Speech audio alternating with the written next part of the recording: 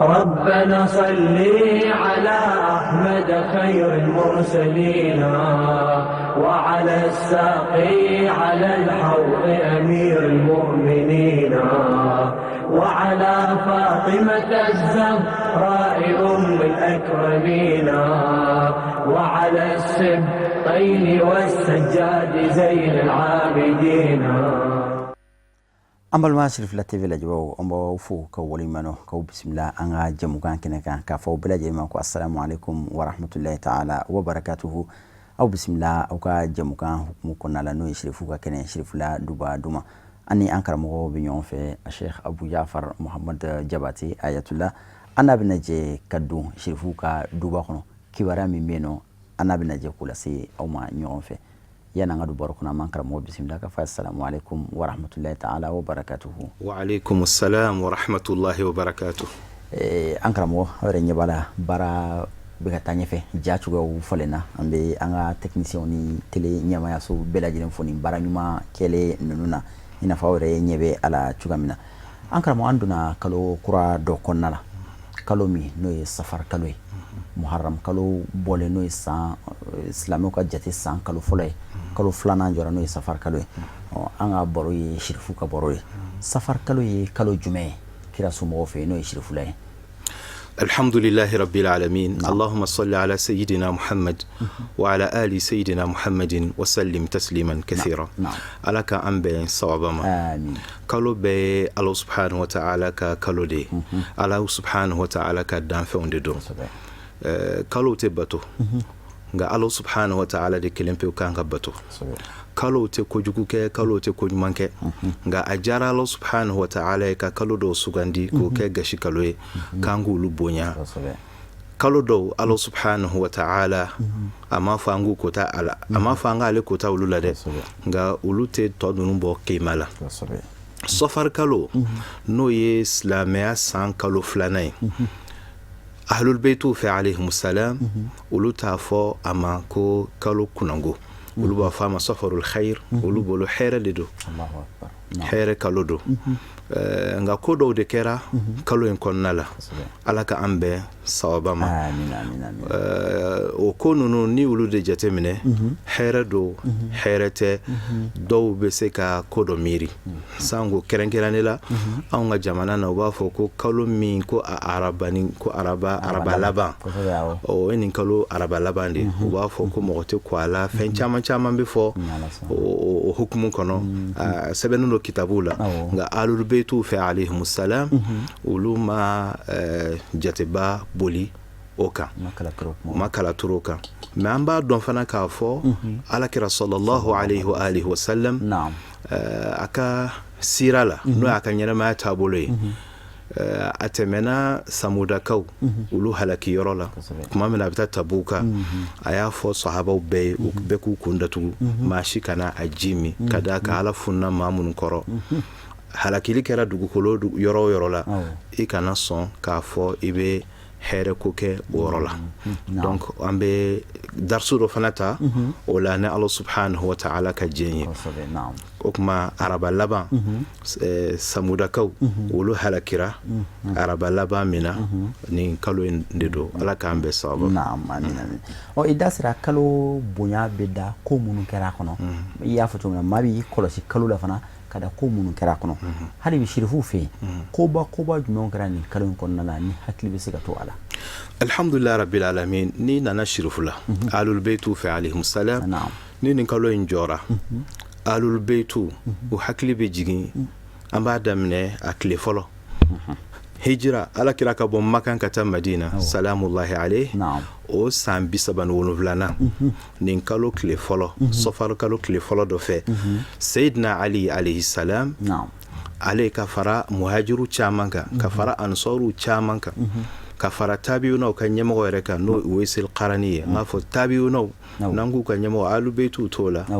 ni classement ke ibe alul baytu ka jama ibul fara ala kira de kan sallallahu alayhi wa alihi wa sallam okma uluni muawiya ka kele yani ali ani muawiya ka kele sifain o kera o damnena safar kalo kle folo kɛlɛ min n'ala kira y'a fɔ k'a bila k'a fɔ ali ye satuqatilu min ba'di annakithina walqasitina walmariqin a ko maa minnu bɛ baya k'i ye k'a bɔrɔtɔ i bɛn'olu kɛlɛ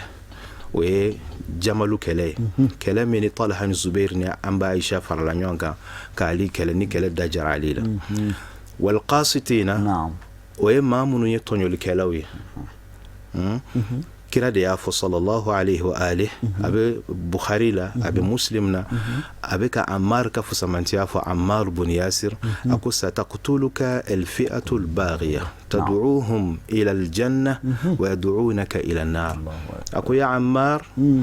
a ko jamakulu minnu ye tɔɲɔlikɛlaw ye olu de bɛna e faga e sata bɛna b'olu de bolo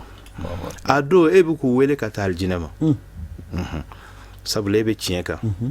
i bɛ maa min kɔ o don o ye ali ye o bɛ tiɲɛ kan olu dun tɛ tiɲɛ kan o don n'i faral'u kan i bɛ taa ala k'an kisi ala ka funu na ani ala ka dimi na donc o kɛlɛ daminɛna o de senfɛ donc safar kalo n'o jɔra a hakili bɛ jigin Sifɛyini na ɔ Sifɛyini n'i bɛ tariku kalan a b'a to i bɛ tiɲɛ tigi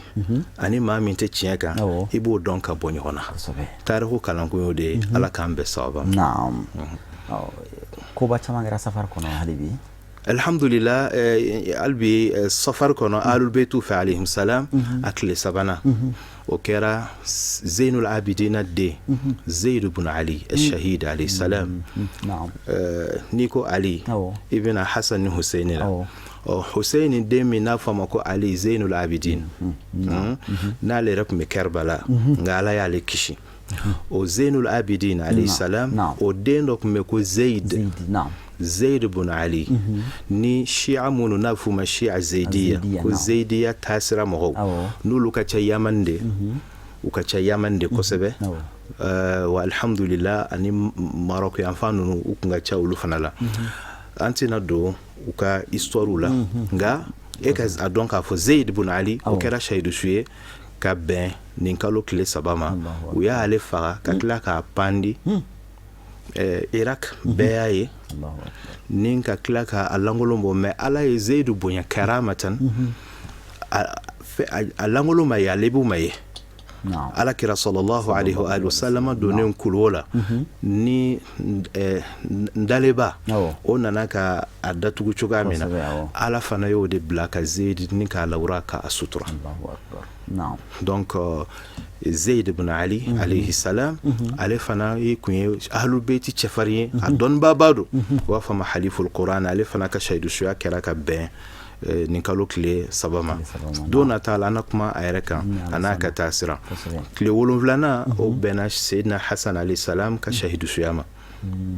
an bɛn'o fana walawala do wɛrɛ yani Hasanul Mujtaba Fatima ni Ali den kɛ fɔlɔ Hasan o fana muso y'an empoisonné ka bɛn o ɲɔgɔnna de ma riwaya dɔ fana la ale don bɛ bɛn Musa al-Kadhim fana ka mawlidu ma n'o ye imamu 7nan ahlul beitu imam 12 a 7nan Musa al-Kadhim ale fana ka bangeni kɛra ka bɛn safar kalo ma tile 28 ahlul beitu fɛ u b'a fɔ ye ala kira ka soma yɛlɛmali don de ala kira ka bɔ diɲɛ na ka taa lahara o kɛra ka bɛn safar kalo de ma shirifu fɛ o de ye jate an b'a ye tariku kitabu wɛrɛw la n'a don sera a bɛ kitabu wɛrɛ minnu na minnu tɛ siyaw ta ye an bɛ kɔrɔyali kɛ o fana la ala k'an bɛn sababa ma ani imam Rida alayhi salam imamu segina ahlul beitu fɛ o fana ka soma yɛlɛmali kɛra ka bɛn nin kalo in a tile labanw de ma naam an bɛ ɲininkali dɔw bɔ i ka kuma in kɔnɔna la yari i da sera tariku ko kuma n'o ye histoire ye dɔ fɔ dɔɔni o ye kunu ko minnu kɛra kunu i ko k'o dɔɔni ko nafaba bɛ a la Imam Hasan fana komi an bɛ kow bɛ ta sherifu yɛrɛ de la Imam Hasan komi o fana ka sayidu suyali kɛra ka bɛn nin don ɲɔgɔn ma Imam Hasan yɛrɛ ale ye mun de fɔ histoire dɔɔni nafa kan nafa jumɛn bɛ histoire dɔɔni na Imam Hasan ka jate la alhamdulillah rabbil alamin Abu Zahra n'i ye kuranɛ yɛrɛ lajɛ histoire dan ye kuranɛ ye depuis Adam ma da ala bɛ kuma o kan subhanahu wa ta'ala. Aywa donc hadamaden i bɛ ko o ko kɛ o bɛ tila ka kɛ histoire de ye i ka ko la. Histoire jɔyɔrɔ ka bon kosɛbɛ. Sango silamɛya min n'an b'a la bi bi in na a bɛ komi bamananw bɛ min fɔ zana na k'a fɔ ko seliba sagafaga o tɛ wulufaga bali ko sogo bɛɛ n'a sara cɛba don, sogo bɛɛ n'a sara cɛba, sogo bɛɛ n'a dunbaga don, sɛwa galon. N'o kɛra tiɲɛ ye o de la i b'a ye k'a fɔ silamɛya taabolo maa o maa mana weleda a bɛ jama dɔ sɔrɔ a la o. Nka jɔn de ta ye tiɲɛ ye jɔn ta tɛ tiɲɛ ye fo an ka ko segin ka taa a sun kɔrɔ. N'an seginna tarihu ma pour mieux sauter il faut mieux reculer. Pour que i ka se ka sago ka ɲɛ i ka se ka pan ka ɲɛ i bɛ segin i b'i kɔtɔrɔma bɔ sani an ka silamɛya kɛ ni fanga ye ani n k'a dɔn n bɛ tiɲɛ kan n tɛ nkalon kan e bɛ ka min kɛ e ka segin histoire ma est ce que kira tile la a tun bɛ yen wa voilà e bɛ k'i référer maa min kan ko karisa y'a fɔ kira y'a fɔ o tigilamaa yɛrɛ a bɛ sɔn nkalontigɛ ma a bɛ sɔn janfa ma a bɛ sɔn namara ma wa walama e bɛ k'i référer min kan a ma deli ka nkalon tigɛ a ma deli ka janfa kɛ fini min bɛ la ni fini kɔrɔ don n'a kora ani fini min n'a ma deli ka ko o ye kelen maa min ma deli ka ala kota a ma deli ka nkalon tigɛ ani maa min ye dɔɔnin k'a la a ye sanganin kɛ jo sɔn ni ko wɛrɛw la ani gulɔmin ni fɛn wɛrɛw a tilala ka tuubi ani min m'a kɛ fiyewu olu ye kelen i bɛ kuma taa yɔrɔ faamu ahlul beytu ka sanu olu ye sorti d'usine de ye ala k'an bɛɛ sababa ma o kuma Seydina Al-Hasan alayhi salam ale ka kuma ani Ali ka kuma dɔw bɛna surunya ɲɔgɔn na o la Imam Hasan a ka kumakan dɔw la sabula n'a fɔra ko kira mɔdenw don dɔw hakili la k'a fɔ u y'o bonya sɔrɔ k'a sɔrɔ u t'a mérité a dɔnni b'u la a dɔnni b'u la wa a alansiraya b'u la a fariya b'u la k'a fɔ ala y'a d'u ma tew tew Imamul Hasan alayhi salam a ko wa'lamu aw k'a dɔn ilman yaqinan danganiya dɔnnina innakum aw lan ta'rifu tuqa hatta ta'rifu sifatal huda k'i tɛ alansiranya dɔn fo jogo min bɛ kɛ alansiranya jɔn na f'i k'olu qualitéw de dɔn ni y'o dɔn n'i y'a ye maa min na i b'a fɔ a bɛ sira ala ye n'a tɛ maa min na dɔrɔn o tɛ sira ala ye walan tumsiku bimithaqil kitabi hatta ta'rifu alladhi nabadhahu a ko a tɛ se ka kɛ ka baara kɛ ni kuranɛ ye fo i ka sigi histoire de ma jɔn de ye kuranɛ to yen n'i y'a ye k'a fɔ karisa ye kuranɛ aya ye k'a to yen e man ka tugu o kɔ bilen min ma sɔn ka kuranɛ to yen dɛ n'a baara kɛ ni kuranɛ i bɛ tugu o kɔ sango ala kira y'a fɔ ko minnu ni kuranɛ tɛ ɲɔgɔn bila n'o ye ahlul beytu alayhi salam a k'u fila tɛ fara ahlul beyti ni kuranɛ tɛ fara fo ka taa se alkawthara kɔmi yɔrɔ ma a ko walan tatlu alkitaba walan tatlu alkitaba haqqa tilawatihi hatta ta'rifu alladhi harrafahu ko aw tɛna kuranɛ kalan k'a ɲɛ ani ka tugu kuranɛ la fo a k'a dɔn tarihu la jɔn de ye kuranɛ bila jɔn de ye kuranɛ kɔrɔ yɛlɛma k'a k'a sago ye f'i k'o de dɔn fa iza araftum dhalika ko n'a y'o dɔn araftumul bid'a wa takalluf o la maa min ye ko kura sinsin ani min ye i jija ka ko dɔ don diinɛ la ka sɔrɔ a t'a la i b'o dɔn bɛɛ b'a dɔn ko kura sinsin ye jumɛn ye an b'a dɔn Abubakar nana fanga la Umar nana Usmana nana u si m'u den désigné mais min nana ka tila ka bɛnkan k'a bɔrɔtɔ Muawiya ani Hasan bɛn'a kan ni ne tɛ yen n b'a segin e Hasan ma ni ka tila k'o bɛnkan bɔrɔtɔ ka sɔrɔ ka a den ko o sigi ni o taara wolo Huseini fagali la o la i b'a dɔn k'a fɔ a ye kuranɛ to yen a ala kira ka sunna bila sallallahu alayhi wa sallam o kuma na maa man k'o tigilama kɛ diinɛ taayɔrɔ ye maa man k'o tigi kɛ repère maa man k'o kɛ référence ye ka ahlul beytu to an bɛ Qawsayni dayɛlɛ o de la Imamul Hasan alayhi salam a delila k'o ɲɔgɔn dɔ de fɔ Hasanul Basri a ko atastabdiluna alladhi huwa adna billadhi huwa khair atastabdiluna alladhi huwa adna billadhi huwa khair a y'o de fɔ Hasan Basri ye don dɔ la Hasan Basri bɛɛ b'a dɔn mɔgɔ min don a ko Allah subhanahu wa ta'ala ye min kɛ sanfɛ fɛn ye fɛn min n'o o de ye sanfɛ fɛn ye n'o ka fisa e b'o bila cogo di min man fisa n'o ye duguma fɛn ye k'o ta ako o kumana ni iye ni kuma nun famu ko kumana kayfa mɔgɔ minnu tɛmɛna falaw kunna kama zakarta ma taqaddamtumuna wala stabdaltum bina ghayrana ko nyote ni alubetu jɔyɔrɔ dɔn k'e dalen dɔ la e bɛ sɔn k'olu falen mɔgɔ wɛrɛ la cogo di ninnu de ye aljinɛ ɲɛmɔgɔ ye ninnu de ni kira ka surun e b'olu bila ka jɔn ta ala k'an bɛ sababa ma Abu Zahra donc Hasan ka kuma histoire la a ka ca wagati ka surun an bɛ a ɲɔngiriya pour que mɔgɔw k'a dɔn k'a fɔ Imam al-Hasan alayhi salam a ye ɲɛfɔli caman de kɛ a ko n'i seginna histoire ma ko alakira sallallahu alayhi wa alihi wa sallam a kelen k'a fɔ Ali ma anta minni bimanzilati Haruna min Musa kuma jɛlen don silamɛ bɛ bɛnnen don a kan ko a disa ka kɛnɛ ala kira ko Ali ma e ni ne cɛ a bɛ komi Musa ni Haruna cɛ o kuma nin ye min ye o kɔrɔ ye k'a fɔ fɛn o fɛn n'o kɛra Haruna la o ɲɔgɔn bɛna kɛ Ali la Ali tɛ kira dɔrɔn de n'o tɛ ko o ko n'o kɛra Haruna la o ɲɔgɔn bɛ Ali sɔrɔ Musa tatɔ ala kuma ɲɔgɔnyɔrɔ a ye jɔn bila a nɔ la Harun o kuma alakira sallallahu alayhi wa alihi wa sallam a min kɔ don manto na fiyewu f'a ye Ali de yira o Musa taalen ala kuma ɲɔgɔnyɔrɔ la k'a sɔrɔ ala de ye Bani Israɛlakaw kisi ka bɔ Firawuna ka tɔɔrɔ ma k'u kisi u sera ka ji tigɛ Firawuna n'a ka mɔgɔw tora u bɔra ji la u kisira ka bɔ Firawuna tɔɔrɔ ma ani ji ma o yɔrɔnin bɛɛ la u ye bolisɔnɔ dɔw ye u ko ko Musa ka boli dɔ dilan olu fana ye u ɲinɛna ala kɔ donc Musa yirula k'a fɔ aw ɲinɛ jara dɛ aw b'a fɔ ne ka boli min dilan o ye danfɛn ye o ma ji tigɛ n'aw ye dɛ o m'aw kisi ka bɔ Firawuna ma dɛ nka o germu tor'u la yani bolisɔn comme u mɔna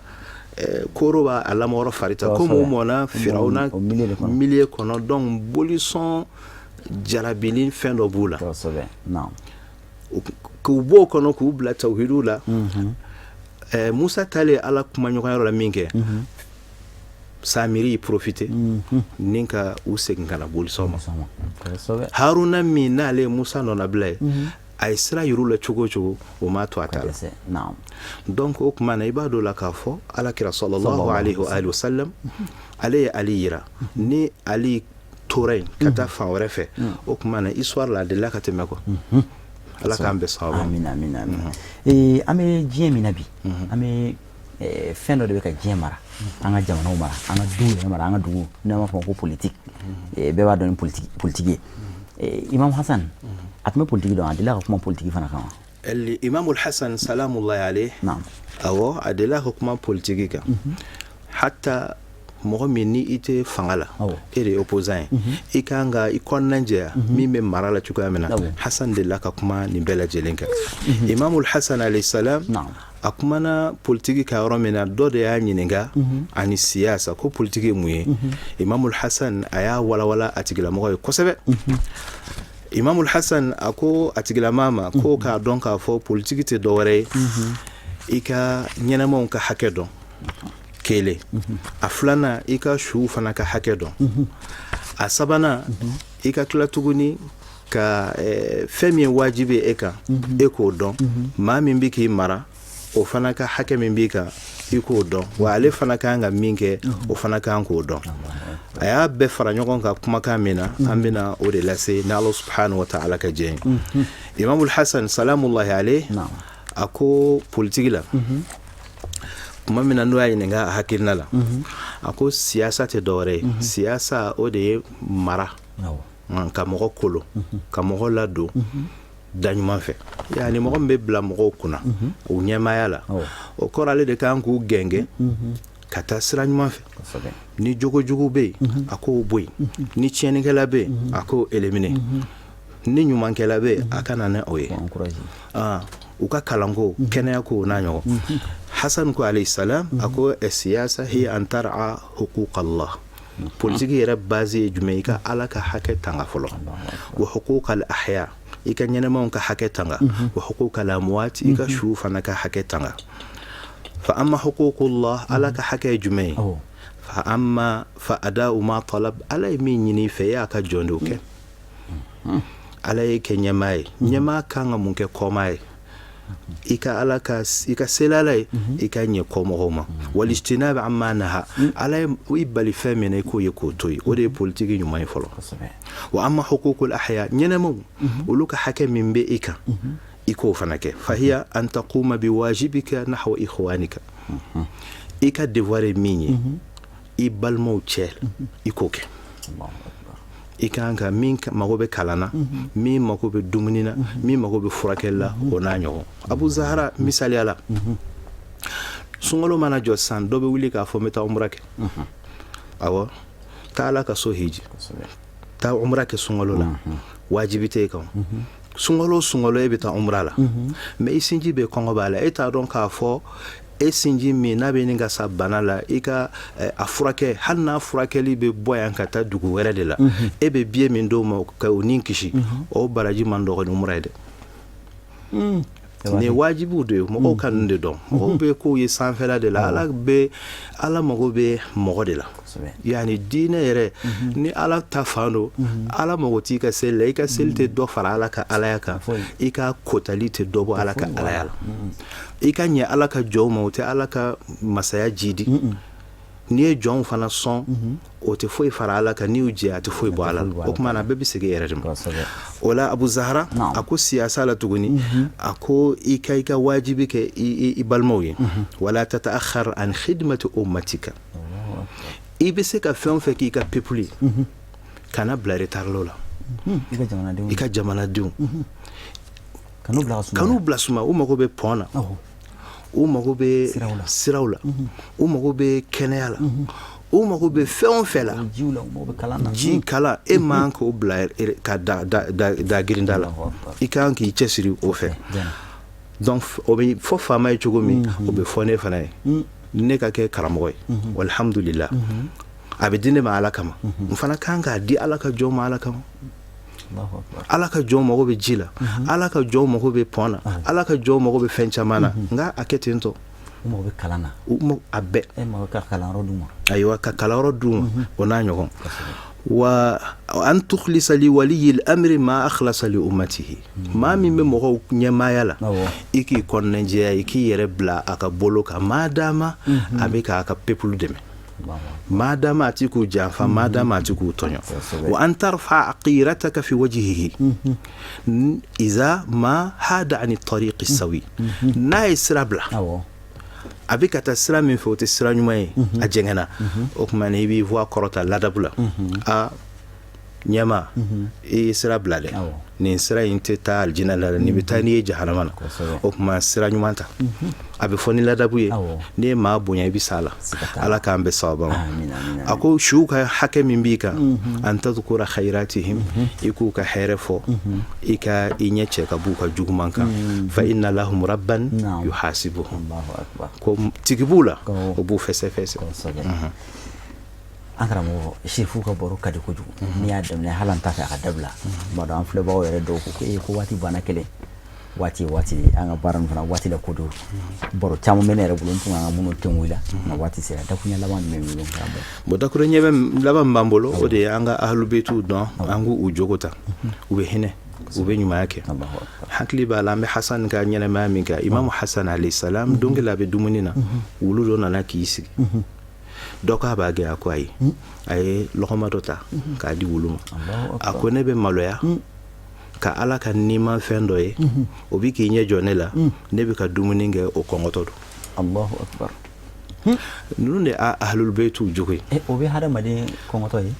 o baka kongoto la fa chogomi o ti hadamade nye nyagwana ni gelala ka fo kabatola abadan kuma mbala deli ala ka ahlul baytu dusudo ana amin ya rabbal alamin ala ka ngania ku ngania amin ala ka usirru o kanga sirru ku ka jaharu ka kenakana o kanga kenakana ka ala deli ahlul baytu horomala alayhimus salam kalo toro abe geni sarakaude abe geni duaude abe geni ta'wizatude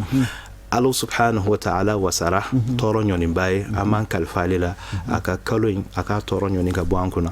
ka ahere di ama anga jamana fana ala ka kishi ala ka basigi ahlul beitu kanu ala ko doana ando no ka kulun hono jena ka du kono jena ala ka anke usiki nyokoye aljina konna la sabla ulude aljina nyamoye ay jamija ulle aljina nyamoye wa sallallahu ala muhammad wa alihi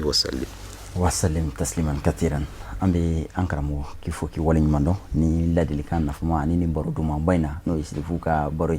ambe Allah taala ka boro fenfeke ibe ka musa ka fenfe bokani boro financer ki ka wardo ni ga nafulo ala ka ke sifu ka hadaye bado sikatara shirifu ba doyi ala ka ke sababu fana ka bona mi fana be teme ika joro yin bela jelenka ambe sigi kifo ki wala nyumano ka aw fana fo ka wala nyumano aw mun ye jamu kan kanu aw mun tun simbe ka jabaranu nyama ka baro ine no ye shirifla duma ambe rendez-vous dawma jamu kan rela ne law tara sonama kasin ka fo ka wala nyumano ka do nyinaw fe ka kala ka do ke annaw bela jelen والسلام عليكم ورحمة الله تعالى وبركاته. ربنا صل على أحمد خير المرسلين وعلى الساقي على الحوض أمير المؤمنين وعلى فاطمة الزهراء أم الأكرمين وعلى السبطين والسجاد زين العابدين